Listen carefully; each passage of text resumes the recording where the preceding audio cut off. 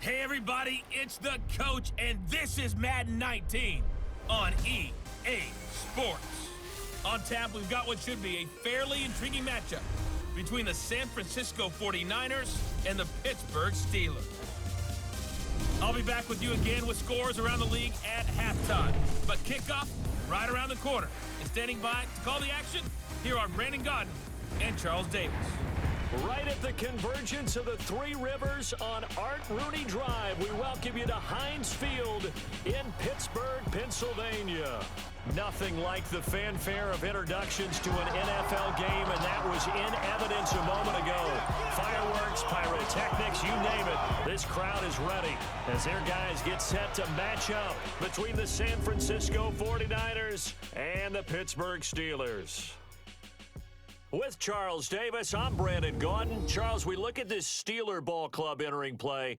The streak continues, doesn't it? They come in here a perfect 11-0. On the other side of the field for the visiting 49ers. It's late in the year. We all know it. We've seen the calendar for these guys. Their bodies could probably use a break, but they have to push on. And they're really not as worried about that as maybe we think. They know they've got the entire offseason to rest. All they care about is the game in front of them and finishing strong. The calendar has turned to December, and we're in the home stretch now as we're underway in Week 13. Williams now on the return. And not a bad return here. He gets it out to the 25-yard line. So here's the first drive now for the 49ers. And they will be led out by their 6'3" quarterback. I read something prepping for this game that he said prior to, and I think he really said it a few months ago, where he talked about he wants to have the type of season that at the end, he's buying gifts for all the guys who have helped him along the way. And I know that the team wants to hold him to that and really get into his wallet. But that's what good leadership gives you. You know, at the end of the season, because you've done a great job, QB, he's usually the guy who springs for the good stuff. And he'll get this one up to the 26. Credit him with a 1-yard gain there to make it 2nd and 9. And this O-line, it is the lifeblood of the offense. They establish the tone. Mean, nasty, physical. They can't wait to get after people. That allows the rest of the offense to feel confident.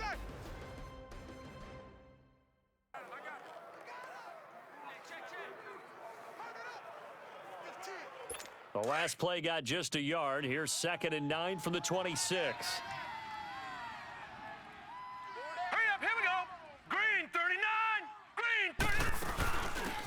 They'll run it now out of the gun. And able to stay on his feet past the 30 to about the 33-yard line. 8 yards on the ground there, and now they're looking at a 3rd and 2. And that's the kind of run that gets everyone excited on offense. And, you know, oftentimes the guys who carry the ball are the ones in the huddle doing the chirping. Right now, I think it's the offensive line telling them, run it again. We are right there about to break a big one. And he went nowhere. Well, he went backwards, back to the 33. It'll be a loss of 1, and that's going to make it 4th down.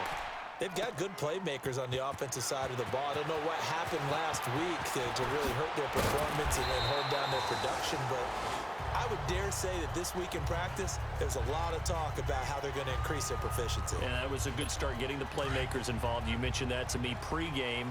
That's what they did there. Yeah, I think a lot of people think the coaching staff really gets on them, and that's how they motivate them.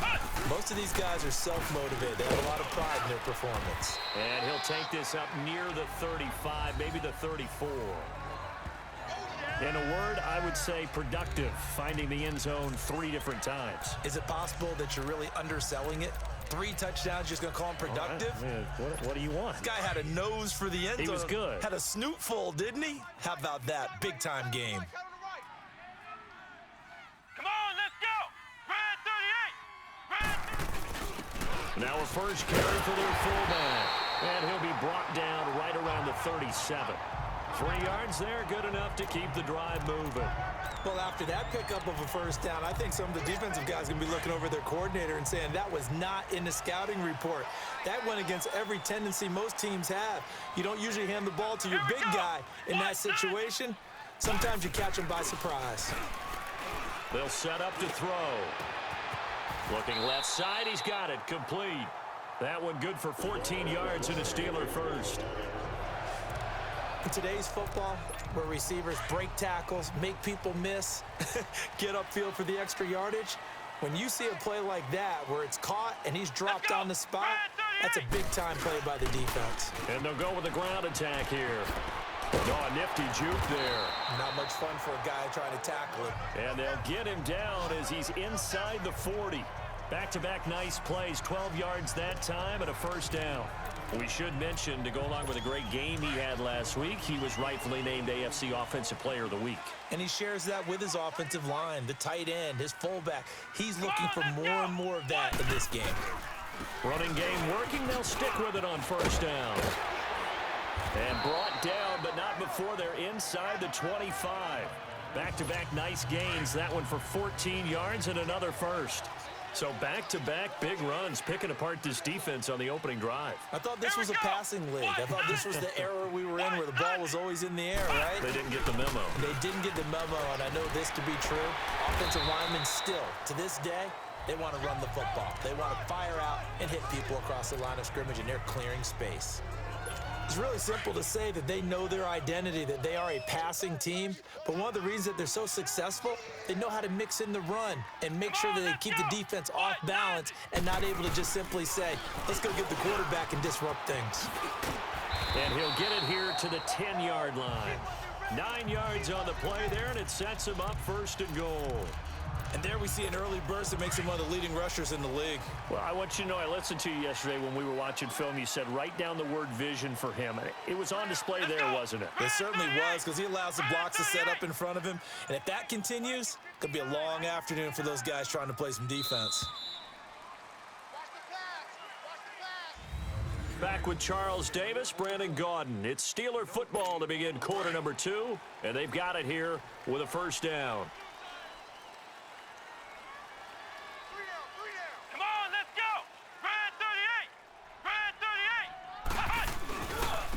And they'll go on the ground. And he will maneuver his way down to about the 7. Give him 3 on the gain there. 2nd and goal. Okay, no score on that play, but this guy's been a touchdown machine all year long. You know they trust him with the football. The line of scrimmage, the 7 now on 2nd and goal. He'll get it up the middle. And that'll move him a little closer as he takes it from the 7 down to the 4-yard line. His path became similar to almost running a stretch play, didn't it? Trying to find a crease, anywhere to put his foot in the ground and cut back.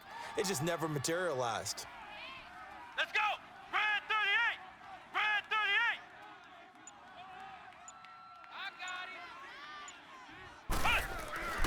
38! They'll look to throw on 3rd and goal. And he's got it. And he'll be brought down right on the edge of the goal line at about the 1-yard line. They're able to hold him to 3 there, and that leads to a 4th and goal. Well, the strategy was evident there. Get it to your tight end and make it a one-on-one play with a cornerback. Who's usually going to win that one? The tight end, but not there. Not in this situation. How about the corner defeating that logic and making a really nice tackle? They'll give it to him right up the gut. And he's into the end zone. Touchdown, Steelers. A great play there with his 16th touchdown of the year. And the Steelers are able to strike for 6. So they went for it from the 1 on 4th and goal, and they got it done. Is this the new NFL? This is the new NFL. This is the updated NFL, and I like it. I know that quarterbacks across the league have spent the entire offseason and even during the season lobbying their coaches to go for it more on 4th down. Let's go get it. Because nowadays, you've got to score points to win games in the NFL. You can't just rely on your defense to hold them. I think the quarterbacks want to eliminate field goals inside of 30 yards, probably. Well, listen, they have enough confidence in themselves that they can call plays and make plays that they won't need those field goals inside the 30. Four down, check. And they'll try the ground game here with the running back. And able to stay on his feet past the 30 to about the 33-yard line. A good run there on first down, and it'll leave them with a 2nd and 2. Well, it's time for them to be good teammates right here, and what I mean by that is possess the ball for a little while. Get at least 2 first downs. Give their defense a chance to settle down a little bit after they give up a touchdown. No gain on the play, and now they're faced with a 3rd and 1.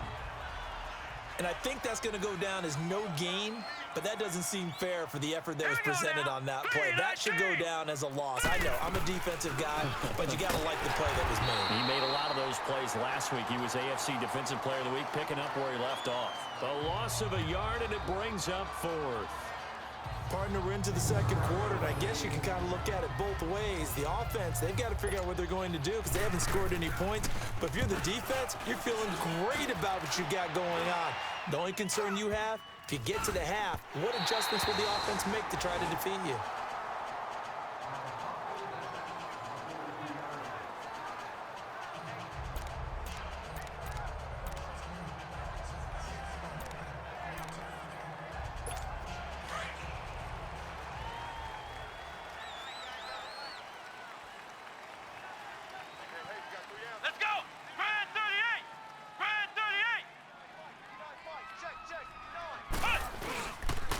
And they'll run it here.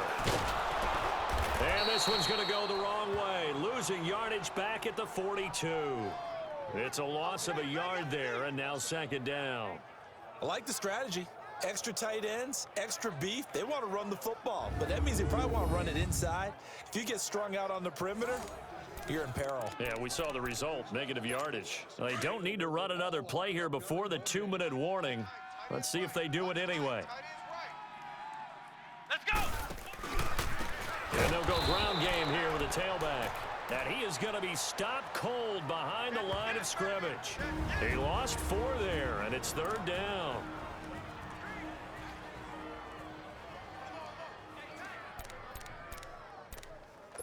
And we'll remind you that coming up at halftime, we'll join Jonathan Coachman and the gang in Orlando. Coach will have stats and scores from the early games going on here around the NFL. Now on 3rd and long, they'll look to throw. He's going to wind up and air it out. And that one incomplete. Had some position but couldn't hold on, and it brings up 4th down. Nice play there to force the incompletion. And to me, one thing's for sure. When you're the underdogs and you're playing on the road, you absolutely have to get takeaways. You've got to get the ball from them. Yeah, win that turnover battle, going to be key. They didn't get one there, but you get the feeling they keep making plays like that, they might just get a few. Yeah, once you get one, defensive teams think they come in bunches.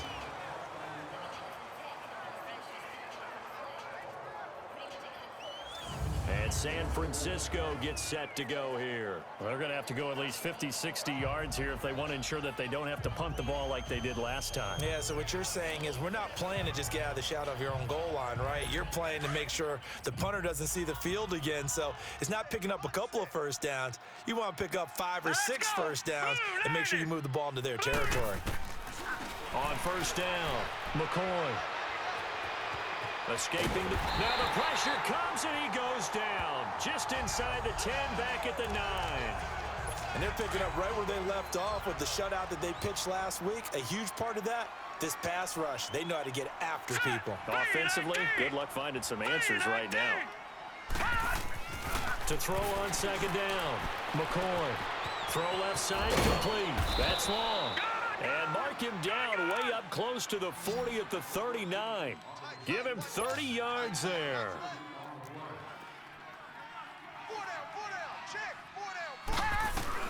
Throwing on first down, McCoy. And he takes a shot on the release as this will be incomplete.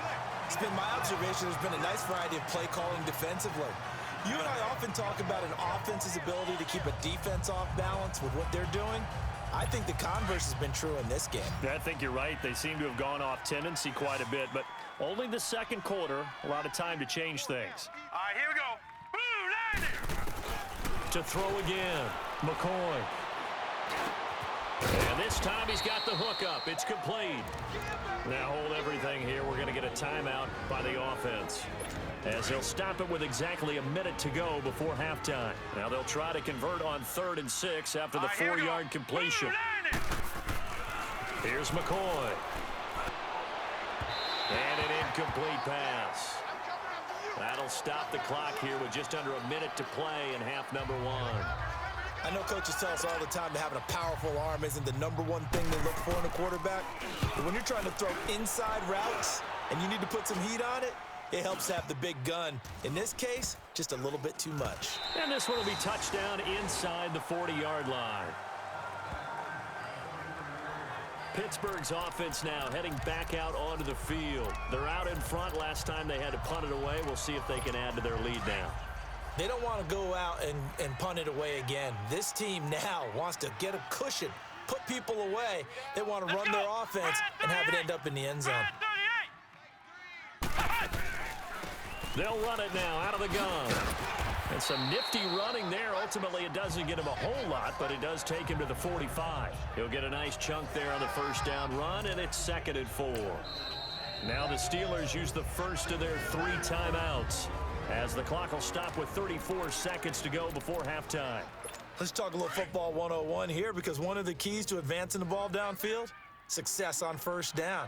Huge difference, as we know, between 2nd and 4 and 2nd and 8 and 9. And on the ground they go with the running back. Showed that brute strength, but he'll still be stopped shy of midfield. They give him about 4 on the play, but he's marked short, so it'll be 3rd and about the length of the football. Now back to throw. And this is caught. I think he got that with one hand. And now before this first down play, we're going to get a timeout here, as they'll stop it with 14 seconds to go in this first half. So 1st and 10 now from the 30.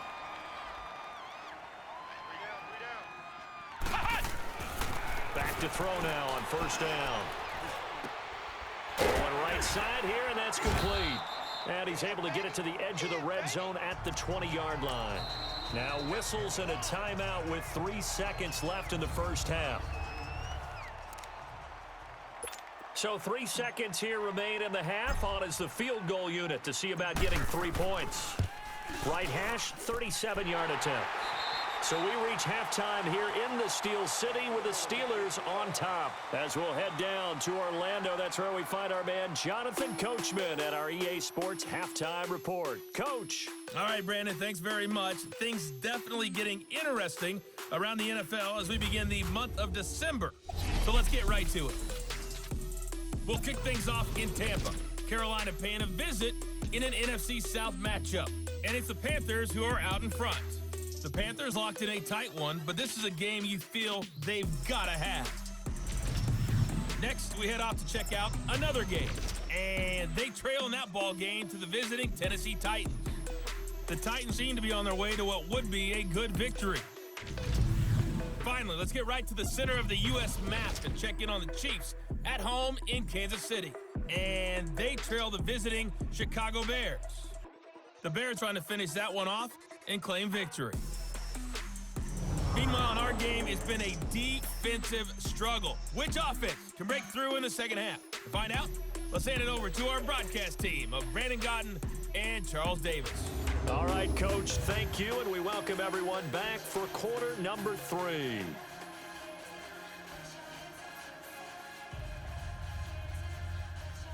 The kickoff team on the field now as they will send this one away.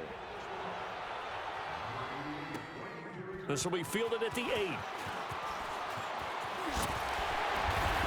Solid return, pretty good field position. They'll start at the 32-yard line.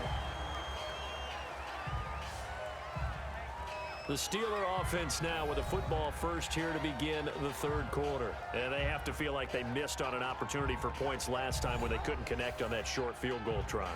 And no doubt about it, because they were counting on those points. In today's NFL, let's face it, that's really a chip shot, right? That's anything inside 40. Yeah, they're counting on that going through the post. But we've seen it happen to teams before. Some of the best kickers in the world can miss kicks like that. Can they come back now and redeem themselves? Come on, let's go! Red 38! Red 38!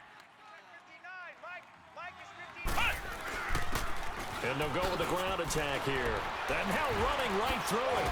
So a nice job to break the one tackle, but not much daylight after that as he's brought down. 5 yards is the tally on first down. That brings up 2nd and 5. Third quarter and you've got the lead. You're not ready to go into that 4-minute offense to close the game out, but a running game can really benefit your team right now. Wide open receiver complete. And he'll be taken down, but not before he works it past the